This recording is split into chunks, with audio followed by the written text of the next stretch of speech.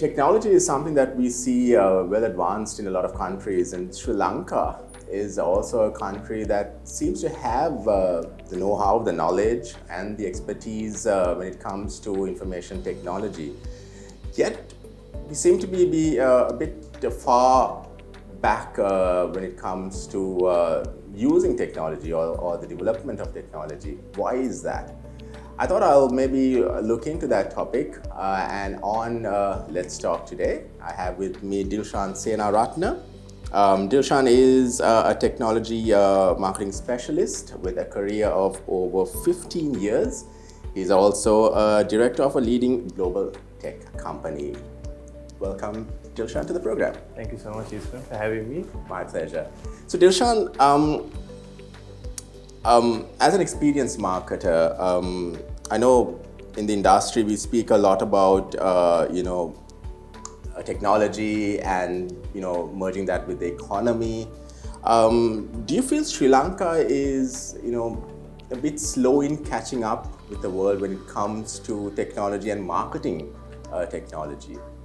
Yeah, for sure. I mean, at this point, I think you can't deny that we are falling short on a lot of areas, right? But the important thing is it's not a matter of lacking competence. Mm-hmm. I think the industry is mature at this point. It's 30, 40 years old, especially on the technology side.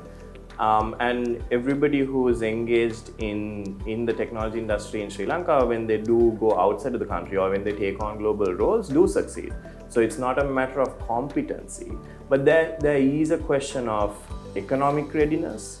There is maybe a challenge of the market size, and there's also a definite problem with policy and digital infrastructure that's publicly accessible. So these are the reasons I think that we're not kind of catching up. But now it's come to a point like where when you're at rock bottom, the only way is up, right? So I think if you're going to make a real campaign for catching up, now is the time.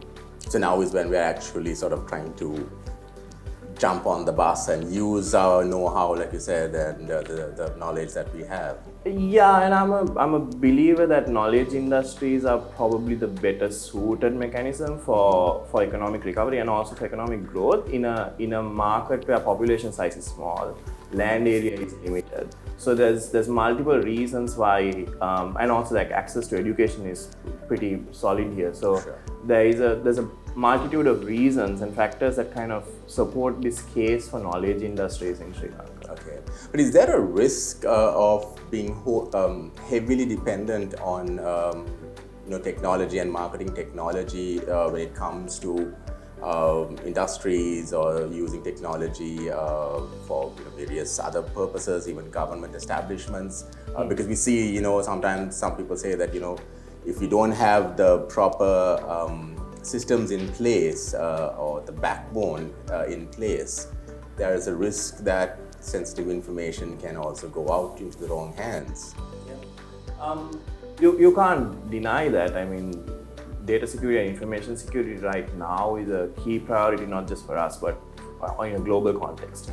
But the flip side to that is, while there is this threat of an evolving industry kind of introducing new problems that are harder and harder to solve, you can also rest assured in the case of the technology industry that the best in the world are working on problems. So whatever we are facing is a common issue, is a global issue, and those things will also, and because we're slow to pick up, right, by the time we pick it up, somebody solved the problem already somewhere else, right? So there's referential points to kind of refer to. Okay. But the other angle, the sociological angle, of like kids being too consumed by tech at an early age, some of the misusers of technology in that context, I think those things will not globally be solved because there's a heavy cultural context. So, right.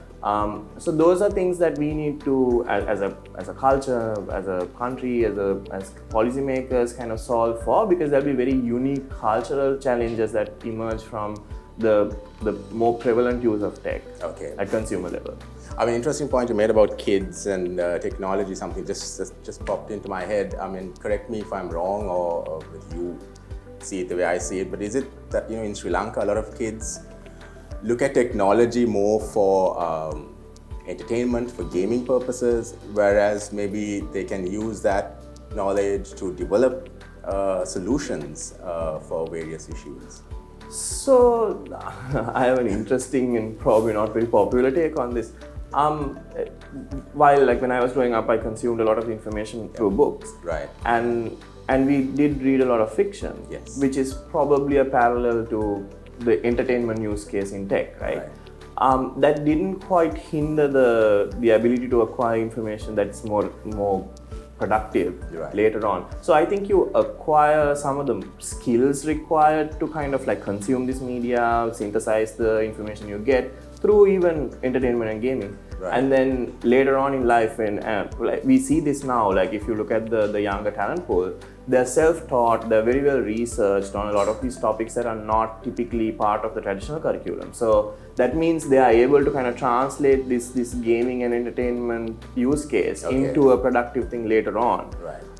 And there's also this question of like with AI and a lot of what's going on in the world, if the world will require some of these like hardcore productive understandings to be prevalent at that stage, like today I think your requirement to do mental math is fairly limited. Yes. Your requirement to kind of like memorize a lot of like heavy context driven stuff is limited because it's a click away. Yeah. So the world is changing, so maybe these children also need to kind of adapt. Okay. But to make a statement, you need a fair amount of longitudinal data, and I think you don't get that luxury in this space. So a lot of this is up in the air, and we'll see it backwards. Like in hindsight, we'll know. Okay. I've been in Australia for almost a year now, or just over a year. I know it's nothing new, but for me, it's something new. I see very little use of cash in that country. It's technology all along, like you use your phone to pay for stuff. QR codes, whatnot. And then you come here and you see cash still being heavily used. I know it probably goes back to our earlier question whether we are still far behind and whether why we are not catching up with the rest of the world. But do you think that there's also this concern that since there are a lot of online scams, that maybe countries like Sri Lanka are still backward in using cashless transactions because of that? So no, I don't think the security element or the scam element is the reason we are not in a cashless economy right now. But you also have to understand commoditization of anything requires a change to the cost and the convenience level. Okay. That is the only two things that's going to commoditize things, right? So the only way we are going to achieve this cashless economy is through a reduction in cost and a heavy increase in the convenience factor.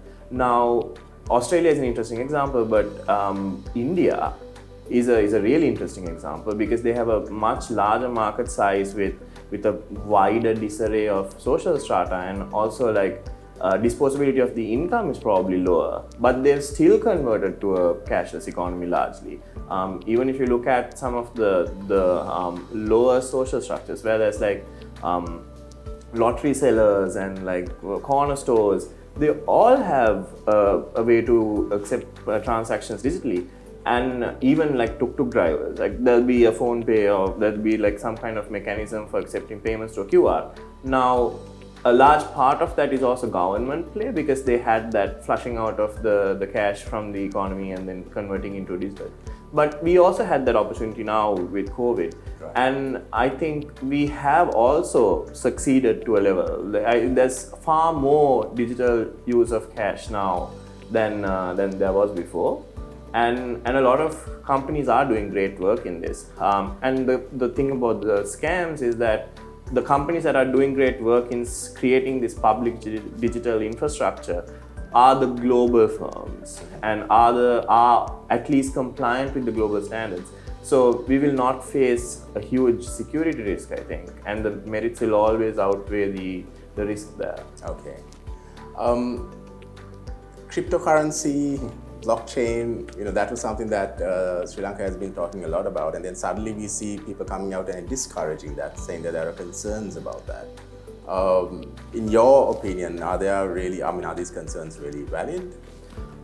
Yeah, so I'm a big supporter of Web3, blockchain, and all things crypto related, right? But I think the decision we made to reprioritize some of the projects that we were kind of working on over the last couple of years as an industry and as a country is valid because of what we went through. When you're going through an economic crisis, the need of the hour is stability. It's not to experiment with new things. So current government and regulators at play really did a good job kind of stabilizing things, and that required you to compromise on some of the experimental areas, which is natural, right? And even right now, like our alignment with IMF, our requirement to be fully compliant and to be seen as a safe destination for investments to come in is a priority over experimenting with something like blockchain, while there might be like heavy upside. So I think the other part of this is this is all true for the financial application of this, like as an asset class, as a currency, true. But there is also this opportunity to upskill the talent pool here so that they can develop blockchain tech. There is also this opportunity to create a Web3 tourism ecosystem here. A lot of that stuff could still be explored. We don't have to only restrict ourselves to the payments and investments part of this, which is where the risk heavily lies. Okay. So let's talk a little bit about you, Dilshan. What drew you into technology marketing or marketing technology? I was super uninspiring answer to this. I don't even want to tell this, but I started out as a writer, right? I used to work in journalism. I worked in advertising. I worked in PR and publishing, and across the board, like one thing you realize if you're an English writer in Sri Lanka is there is a very immediate ceiling on how much you're going to earn. Okay. There's no arguing on that, right? There's no way for you to suddenly like see this like growth picture where you're going to make a lot of money. Right. I think like there are some applications, maybe like going into Corpcom or like going into annual reports or something, but as a writer, it's not accessible. Right. So when I was like kind of floating around and bouncing around, what I realized was with knowledge industries and especially tech, because of the way they service global firms and because the markets are global, there is a larger cap for this earning potential. And in addition to that, there's also this, there's a higher level of respect for content marketing, because at that stage, I think content was also becoming very relevant. So that's how I found myself in tech. But I definitely stayed on for the potential the industry has as a growth destination, and the lack of a cap, like you can really achieve quite a bit in tech or in knowledge industries. Okay. And how are you looking at maybe using your knowledge for Sri Lanka to develop its tech area, marketing technology? Okay, so again, I think there is veteran level leadership in the industry. Probably doesn't require me. Right. You know what I mean? But there's veteran level leadership within the country. It always helps when you have some new thinking. Oh, absolutely. I think there is a role that I can play. But like the shaping at a leadership level is there's a veteran class of industrialists who have built companies, scaled companies, taken them abroad, and then also like sold off or found these exits. And there's also a large pool of expats who've moved out and succeeded in the global tech industry. And there are like very famous names in this. So then the question is like, what is the role you play? So I think if you're a leader in a young environment, a large part of this is kind of linking the direction of the industry with the younger talent pool. That is a role you can play. Like you can have an impact on how the younger talent pool is exposed to the industry at a young age, and how mentorship can happen in a way that they are able to kind of like push past you at a faster rate. Okay. It also looks like, Dilshan, that when it comes to marketing and brands, that we are sort of short when it comes to the global competition.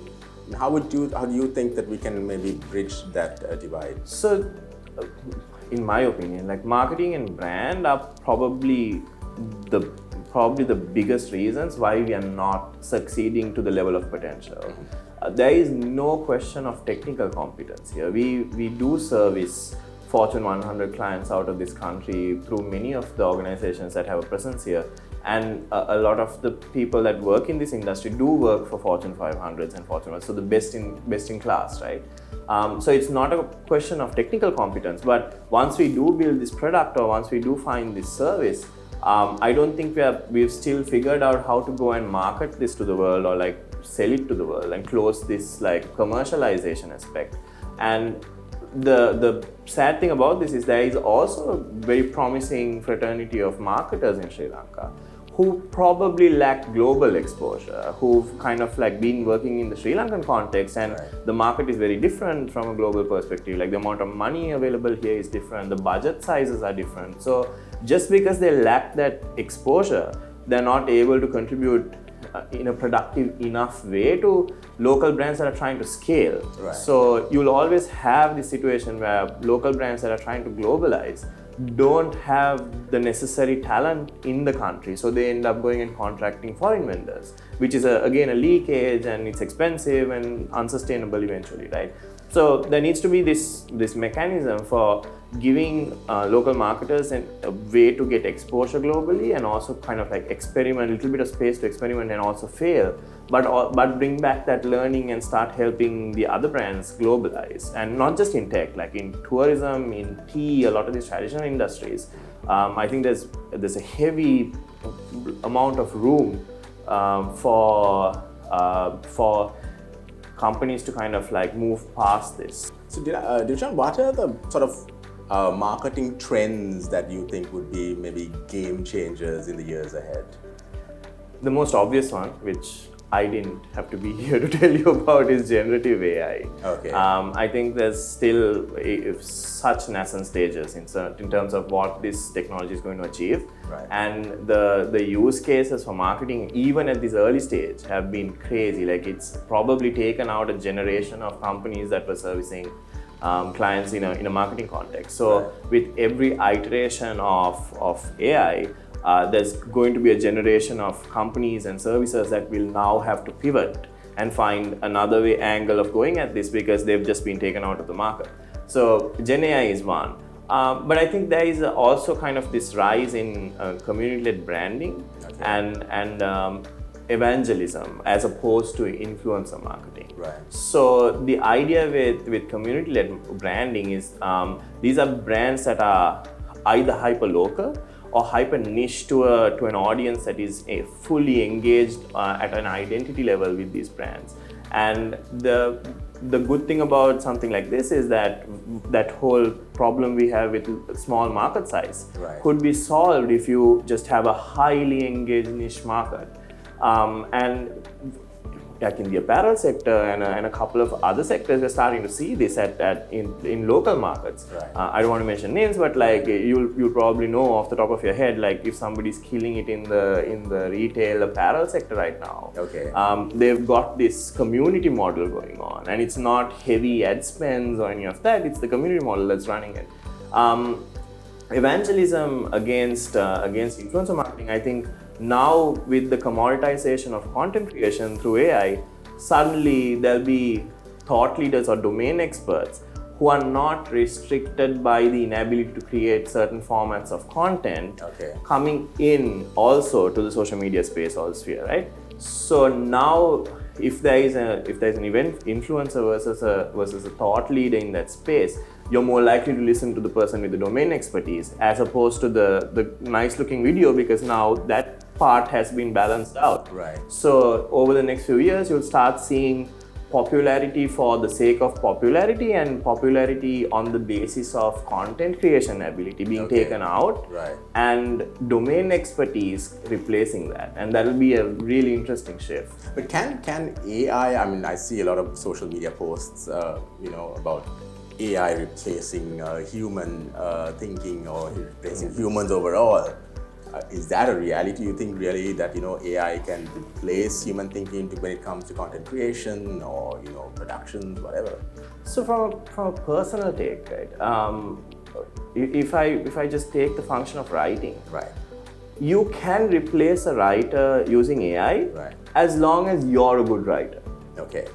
if you don't know what good writing looks like, the AI isn't going to help you because you now don't understand what to curate for. Okay. But if you're yourself a good writer, you can now take out a large part of your writer. You know this, like there is a technical element to this that is quite like tiring for you to just put. So I'm trying to say that you feed in a bit of information and then AI would basically. I mean, if you know what you want to talk about, and you really know the idea, then like doing the manual labor of like writing it or typing it out, AI can do for you.